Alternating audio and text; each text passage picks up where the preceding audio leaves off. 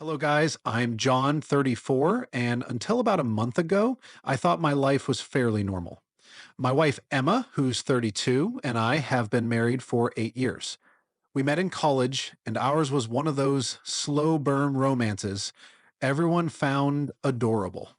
I was an economics major, grinding through tough courses and dreaming of a corporate career, while Emma was the free spirited artist who made life feel magical. She always said I kept her grounded, and I'd tell her she made me believe in magic. Corny, I know, but it felt genuine.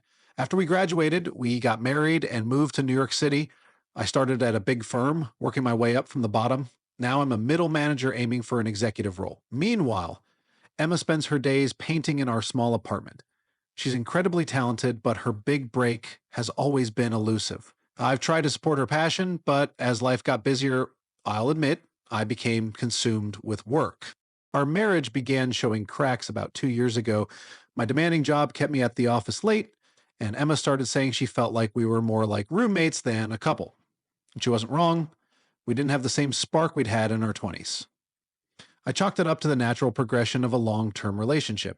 Most nights I'd come home drained, and she'd be sitting by a half finished canvas with a glass of wine, her eyes holding something I couldn't decipher. When I'd ask about her day, she'd either say fine or share how lonely she felt. I figured it was a phase we'd move past.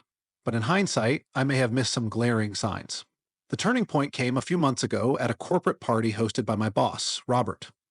He's one of those magnetic, larger than life personalities who dominates every room he enters. He threw the event at his penthouse, and Emma accompanied me. She seemed to come alive under Robert's attention. He complimented her art and praised creative people, which I assumed was just him being polite. After the party, Emma told me Robert was refreshing compared to the usual corporate types. I brushed it off, thinking it was just her being candid. Besides, Robert's married to Victoria, an incredibly sharp and powerful woman who runs her own empire. It never crossed my mind to worry. Why would it? But looking back, that night marked a shift. Emma started dressing up more, even when she was just at home. She also talked about wanting to network with people at my company, which was odd since she's always loathed corporate culture. Whenever she mentioned Robert, her face lit up in a way I hadn't seen in a long time, a look she used to reserve for me. I guess I didn't want to face the reality of what was happening. Who does? Admitting that the person you've built your life with might be slipping away is unbearable. But here we are. This is the beginning of the story, and it only gets more complicated. The first part felt like just setting the stage. Buckle up because this is where my entire life turned upside down. It began subtly about a month after the corporate party. Emma started acting differently. Small things at first. She became more protective of her phone. She used to leave it lying around without a second thought, but now it was always in her pocket or placed face down on the counter. Occasionally, I'd catch her smiling at random texts. If I asked who it was, she'd shrug it off, saying something vague like just a friend or my sister. It felt off, but not enough to confront her. One night I came home late. We had a major quarterly presentation coming up, and I was drowning in work. Emma was sitting in the living room with her laptop open, sketching on her tablet. When I walked in, she jumped a little, like she hadn't expected me. I kissed her on the cheek and asked about her day. She mumbled something about working on a commission. Again, nothing overtly suspicious, but there was an odd tension in the air. Things came to a head about a week later. I was in the kitchen making coffee when her phone buzzed on the counter. Emma was in the bathroom, so I glanced at the screen. I'm not proud of what I did next, but sometimes instinct takes over. The notification caught my eye, and I read it. It was the message from Robert. Your husband is going to get a promotion, but we need to arrange another meeting. My stomach dropped. At first, I tried to rationalize it. Maybe I was misreading the situation, or it was some sort of inside joke. But deep down, I knew better. I put the phone down, acting like I hadn't seen anything.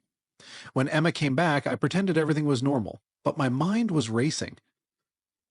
That night, after she fell asleep, I gave in to the gnawing paranoia. I unlocked her phone. You live with someone long enough, you just know these things. I went through her messages with Robert, and my worst fears were confirmed. The texts were subtle but damning. There were references to keeping things discreet, our last time together, and one that gutted me. Don't forget, this is for John's career. It felt like a punch to the gut. Was she convincing herself that whatever this was could be justified as helping me? I couldn't wrap my head around it. I didn't confront her right away. I was too furious and knew I'd lose control if I tried. Instead, I spent the next day in a fog, replaying everything in my mind. During my lunch break, I took a long walk through Central Park, trying to figure out my next move. Should I confront her? Should I tell Victoria, Robert's wife? Or should I keep quiet and try to salvage the situation? My emotions were all over the place. I was angry, obviously, but I also felt a crushing sense of failure. Had I driven Emma to this by being too focused on work? By not being the husband she needed? Then I'd think about the texts, about the betrayal, and my anger would flare up all over again. I decided I needed more than just those texts before making a move. If I was going to confront her and Robert, I wanted to do it right. I wanted to make sure there were consequences for both of them. That's when I started to come up with a plan. I wasn't just going to sit back and take this, I was going to make sure Robert faced some fallout too. I'll share what happened next in another post, but that's how I found out. One text message, and my whole life came crashing down. What would you do if you were in my position? I feel like I'm standing on the edge of a cliff, and I'm not sure what the next step is. After finding those texts, I took a few days to cool off and observe. I didn't go full spy mode, but I started paying closer attention. Emma's behavior was consistent with the texts. Random outings labeled as gallery meetings or errands that coincided a little too perfectly with Robert's so-called off-site meetings. It didn't take much detective work to piece that together. A glance at her Google Calendar, we shared perks, I guess, gave me all the context I needed. Felt like I was living with a stranger. Every smile, every "how was your day" felt staged. But instead of blowing up, I focused on figuring out what to do next. And that's when I realized Robert wasn't just some guy. He had a wife, Victoria, and from what I'd seen of her, she wasn't the type to tolerate nonsense. Victoria is a force to be reckoned with. She runs a successful PR firm, exudes confidence, and has a no-nonsense attitude that commands respect. I'd met her a few times at corporate events, and she struck me as someone who didn't tolerate anything less than excellence. If anyone could dismantle Robert's world, it was her. I decided to make Victoria part of my plan. First, I needed a reason to be around Victoria without raising suspicion. Lucky for me, she's deeply involved in charity events, many of which my company sponsors. I volunteered for everything, gala planning, silent auctions, you name it. Within a couple of weeks, I was popping up at all the same events as her, blending into her orbit without making it obvious. At first, our interactions were casual, small talk about the events, light conversations about work. Victoria is sharp and guarded, so I didn't push too hard. Slowly, though, I earned her trust. She started asking my opinion on how our company could better support her initiatives, which gave me more opportunities to build rapport. Meanwhile, I was subtly messing with Robert. During a team meeting, I accidentally commented on how challenging it must be to balance work and personal life, especially with so much travel. His reaction was priceless. He stammered out some nonsense about making it work and immediately changed the subject. Every time I did something like this, I could see him squirm, which was oddly satisfying. Emma, on the other hand, acted like nothing was wrong. She was still playing the role of a loving wife at home, and it made my blood boil. But I knew I had to be patient. If I tipped her off too early, the whole plan could fall apart. Once I'd built some trust with Victoria, I started planting subtle hints. At one charity event, I casually remarked on how impressive it was that she could juggle so much. She laughed and said, "It's easier when you have a supportive partner." That was my cue. I responded with something like, "It must be tough for someone like Robert to stay grounded with so many demands on his time." She raised an eyebrow but didn't comment. Over the next few conversations, I kept weaving in comments about the importance of trust and transparency in relationships. Nothing overt, just enough to make her think. I could tell she was starting to pick up on the breadcrumbs I was leaving behind. I'm not doing this purely out of revenge. Okay, maybe there's a little revenge involved, but mostly I want to expose the truth in a way that doesn't blow up in my face. If I confronted Emma and Robert directly, they could spin the situation, deny everything, or even try to paint me as the bad guy. By involving Victoria, I'm creating an ally who has just as much to lose as I do. Together, we could bring down Robert's house of cards. So that's where things stand. Trust me, this is just the beginning of the fireworks. What would you do in my position? Things were heating up, and I felt like I was walking a tightrope. My plan to involve Victoria was progressing, but I knew I had to tread carefully. One wrong step, and everything could blow up in my face. By now, Victoria and I had developed a friendly rapport. Between charity events and casual conversations, she seemed to trust me as someone she could rely on. At one gala planning meeting, she joked about how Robert was always so busy, but added that she understood the demands of the corporate world. I smiled politely, holding back what I really wanted to say, knowing exactly what he was busy with. I decided to raise the stakes. During one of our chats, I casually mentioned how much I admired her ability to handle everything with such grace, especially given the challenges of being married to someone with such a high-profile career. She paused briefly, then said something that stayed with me. You never really know someone's priorities until they're tested. It was a loaded comment, but I didn't press her. Instead, I continued steering our conversations toward the themes of trust and loyalty in relationships. She's sharp. Too sharp for me to say anything outright, but I could tell she was beginning to connect the dots. At the same time, I kept the pressure on Robert.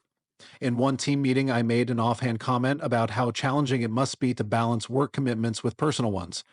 His face turned pale, and he stammered something about doing his best. It was satisfying to see him squirm, but I wasn't ready to pull the trigger just yet.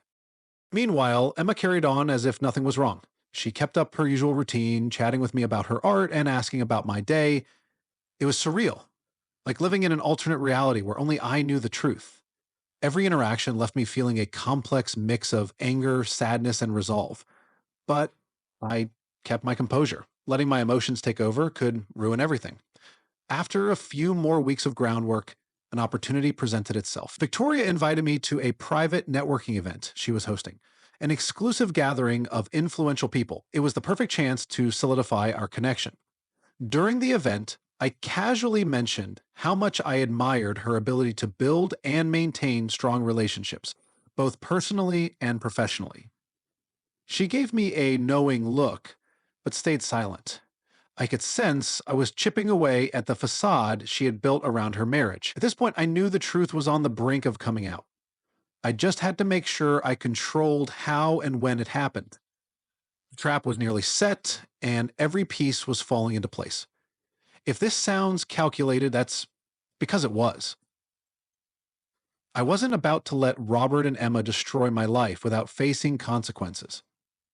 Stay tuned. By this point, everything felt like it was teetering on the edge. Victoria and I had built a solid rapport, and Robert was clearly feeling the heat. Every time I made an offhand comment about trust or finding balance, he'd look like he was about to break into a cold sweat. It was petty satisfaction, but honestly, it kept me going. One afternoon, during a charity auction planning session, Victoria and I found ourselves alone, chatting casually. She opened up a bit, venting about how exhausting it was to keep everything running smoothly while Robert was constantly traveling for work. I stayed neutral, just nodding along, but inside, I knew their marriage was starting to show cracks. You're really impressive, I told her. Not everyone could handle so much with such composure. She smiled faintly, but it didn't reach her eyes. Sometimes, composure is just pretending everything is fine, she said. The heaviness in her tone was unmistakable. She suspected something was off, but she didn't have the evidence to confront it yet. That same week, I decided to up the pressure on Robert. During a quarterly strategy meeting, I slipped in another accidental remark about how some people seem to excel at juggling dual priorities, work and personal. His reaction was immediate. His head whipped around so fast it was like I'd slapped him. I let the silence stretch, offering no explanation, and watched as he stumbled through a response. Panic in his eyes was undeniable. He knew I was onto him. At home, Emma continued her charade of normalcy, and it was infuriating. She carried on with her usual routine, texting on her phone in the evenings, smiling to herself in the way that made my stomach churn. It didn't take a genius to figure out who she was messaging. Every part of me wanted to grab her phone and end the charade right there, but I held back. The timing wasn't right and the stage wasn't fully set. I had one final piece of the plan to put in place before the confrontation. It all revolved around a party, one that would bring everyone together and ensure the truth would come out in the most public, undeniable way possible. Trust me. Guys, things are about to get messy. After weeks of careful planning, the stage was set and the time had come to let the truth explode. I'd been laying the groundwork with Victoria, making Robert squirm and quietly fuming every time Emma played the part of the devoted wife. Now, it was time to bring it all to light. I decided to host a party at our apartment, something casual yet sophisticated, with a mix of colleagues, friends, and people from Emma's art circle. Naturally, Robert and Victoria were on the guest list. The goal? To create a situation where everything would unravel on its own. The best revenge, after all, is when the guilty expose themselves. The night of the party, I made sure everything was perfect. I even played the role of the attentive, charming husband, being extra thoughtful toward Emma. She seemed genuinely touched by the effort, which only made my stomach turn. Robert and Victoria arrived together, looking every bit the picture-perfect power couple. Robert gave me a tight, uneasy smile, clearly wondering if tonight was the night I'd make my move. The evening went smoothly, at first. I kept everyone entertained and made sure the drinks were flowing. At one point, I caught Emma and Robert exchanging a glance across the room. It was subtle, but it confirmed what I already knew. They thought they were being clever. Victoria, meanwhile, mingled with the guests, blissfully unaware of the storm brewing just beneath the surface. I had prepared for this moment meticulously. Earlier that day, I'd printed out screenshots of Emma and Robert's incriminating texts, the ones about their discreet meetings and helping John's career. I placed them in a folder and left it on a side table in the living room, right where I knew Victoria would eventually end up. As the night wound down and people began trickling out, Victoria sat on the couch, flipping through some magazines I'd strategically placed nearby. Pretending to tidy up, I kept an eye on her as she casually picked up the folder. My heart pounded, but outwardly I stayed calm. "What's this?" she asked, opening the folder. I shrugged nonchalantly. "Oh, just some work stuff I was sorting earlier. Must have forgotten to put it away." She flipped through the pages and then froze. Her face drained of color, her expression shifting from confusion to shock to pure rage. "What the hell is this?" she demanded, her voice sharp enough to cut through the room's chatter. Robert, who had been laughing with Emma across the room, snapped his head toward her. His face turned white as a sheet as he saw what she was holding. "Victoria, let's not do this here," he stammered, already moving toward her. "Do what?" she fired back, holding up the folder for everyone to see. "Explain how you've been screwing his wife behind my back." The room fell into a stunned silence. Emma's face flushed a deep red, and she turned to me, her eyes wide with panic. "John, I can explain." "Don't bother," I said, my voice cold and steady.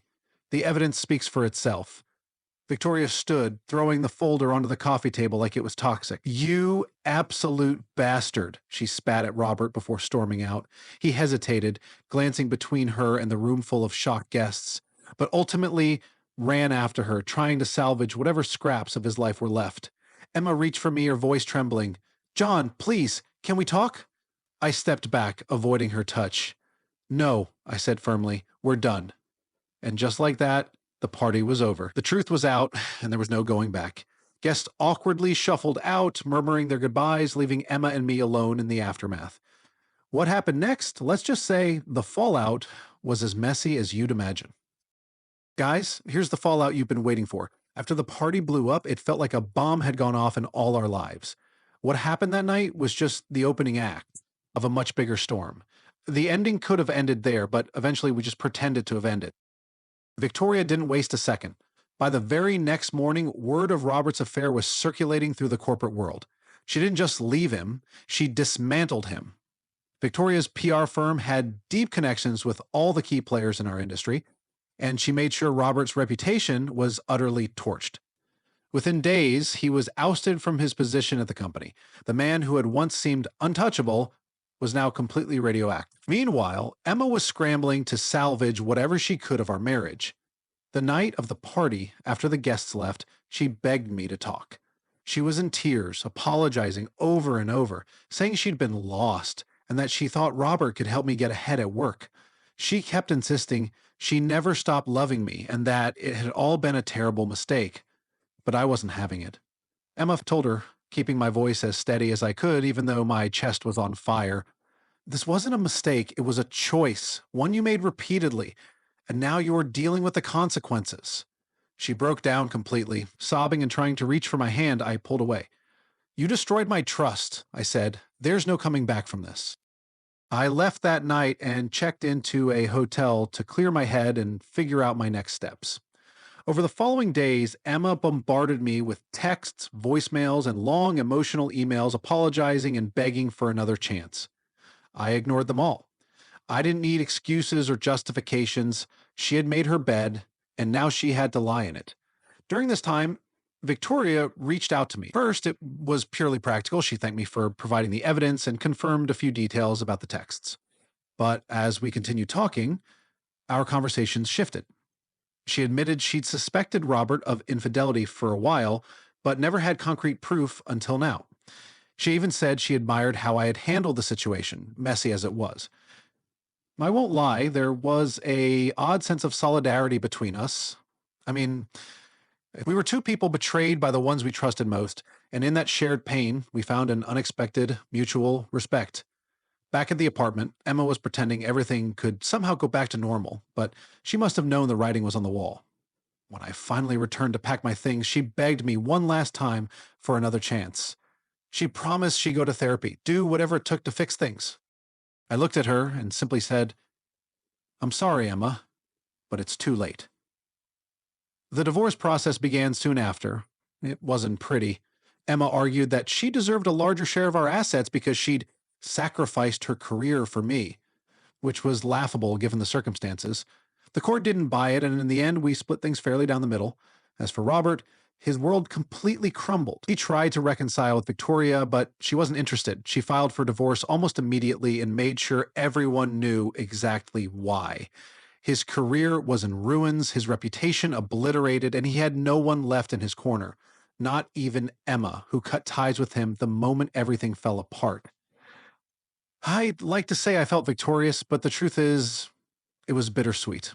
This wasn't a win, it was survival. Still, knowing that Robert and Emma had to face the consequences of their actions gave me a sense of closure I desperately needed. As for me and Victoria, well, that's a story for another time. Stay tuned. Things are about to take an unexpected turn. By now, the dust has settled, and I've had time to reflect on everything that turned my life upside down. If you've followed along, you know it's been a wild ride. The ending, though, surprisingly clean. Let's start with Robert. After Victoria's very public fallout with him, his career was beyond repair. When you cross someone as connected and formidable as Victoria, you don't just lose your job, you lose your reputation entirely. Word spread quickly in our industry, and from what I hear, he's trying to scrape by with freelance consulting gigs. But no one in our circle takes him seriously anymore. Karma has a way of catching up, doesn't it? As for Emma, she's completely out of my life. Since the divorce was finalized, I haven't seen or spoken to her. The last I heard, she moved into a smaller apartment uptown and has been focusing on her art. A mutual friend mentioned she's started seeing a therapist, which is honestly a good move for her. I don't wish her any harm. I just wish her far, far away from me. Now, about Victoria. Over the months that followed, we began to build something new together. It wasn't rushed or dramatic. It was slow, deliberate, and grounded. After everything we'd both been through, we approached our relationship with caution, and that's what made it feel real. There's no whirlwind or chaos, just two people finding each other after being broken in similar ways. We've both faced our worst days, and now we're focused on creating something steady, honest, and healthy. I'd be lying if I said I never think about how all of this started. One text message on Emma's phone turned my world upside down. But in hindsight, it forced me to face truths I'd been ignoring for years. My marriage to Emma had been on shaky ground, long before Robert entered the picture. Her betrayal was a wake-up call, one that hurt like hell, but also pushed me to demand more for myself. The revenge? I won't lie, it was satisfying in the moment. Watching Robert and Emma face the fallout of their choices felt like justice. But with some distance, I've realized I'm more focused on what I've gained than what they've lost. I have a clean slate, a promising career, and a relationship built on trust and mutual respect. For anyone going through betrayal, here's what I've learned: don't react impulsively. Take your time, make a plan, and prioritize your growth over revenge. The satisfaction of revenge is fleeting, but rebuilding your life and finding peace is something that lasts. If you're in a similar situation, know this: there's life and maybe even love on the other side of betrayal. Take care and stay strong. Signing off for good. Thank you so much for watching. I hope you enjoyed it. Tell me what you think about that story. Have a good day, and bye.